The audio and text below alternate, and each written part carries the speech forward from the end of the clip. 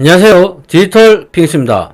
자, 이번 시간은 중국 소식 전해드리겠습니다.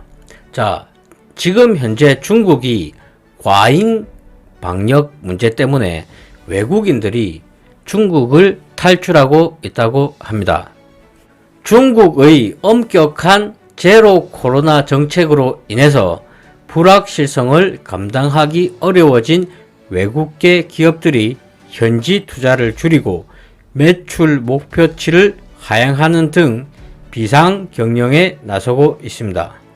중국의 주요 도시들에 대한 전면 봉쇄 사태가 장기화가 될 경우에는 외국 자본과 인재들의 탈중국 행보가 더욱 빨라질 수 있다는 관측이 나오고 있습니다. 5월 10일 주중 미국 상공회의소가 발표한 코로나19 비즈니스 영향에 관한 설문조사 결과에 따르면 응답기업 121개사 모두 중국의 코로나19 정책으로 경영 활동에 영향을 받았다고 답했으며 58%는 올해 중국 사업의 수익 전망에 대한 전망치를 낮췄다고 밝혔습니다.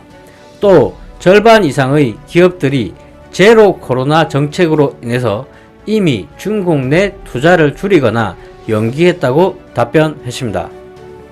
또한 도시 봉쇄 등으로 생산 활동에도 큰 차질이 발생하고 있는 것으로 나타났습니다.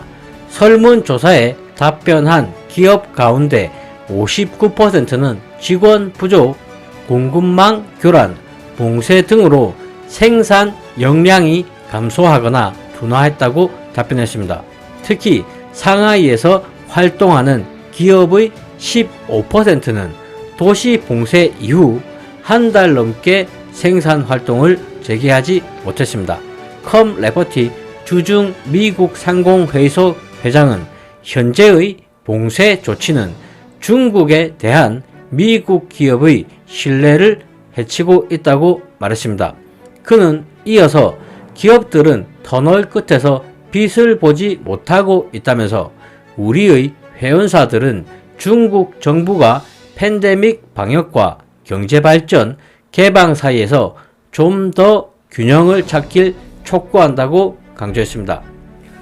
또한 외국인 인력 이탈 역시도 현실화가 되고 있습니다. 응답 기업의 4분의 1이 제로 코로나 정책 시행 이후 중국 내 외국인 직원이 30% 이상 감소했다고 답변했습니다. 또한 응답자의 절반 이상이 중국 당국의 방역 정책이 외국에서 전문 인력을 유치하거나 중국에서 계속 근무하도록 하는데 심각한 영향을 미친다고 말했습니다. 레퍼티 회장은 오늘날 중국으로 여행 가는 것은 여전히 그 어느 때보다 어렵다고 말하면서 우리는 올해 여름 외국인 인재들의 대규모 엑소더스를 예상하고 있고 해외에서 중국으로 오겠다는 직원은 더욱 적어지고 있다고 말했습니다. 이어서 중국으로 여행할 수 있는 이들은 항공편이 드물어서 평소보다 몇 배나 비싼 항공료를 지불해야 하고 탑승 전 엄청나게 힘든 코로나19 검사 과정을 거쳐야 하고 중국에 도착하게 된다면 세계에서 가장 길고 전례 없는 격리를 겪어야 한다고 지적했습니다. 그는 주중 미국 상의 전임 회장 2명의 중국 입국 과정을 예로 들면서 외국계 기업들의 어려움을 토로하기도 했습니다.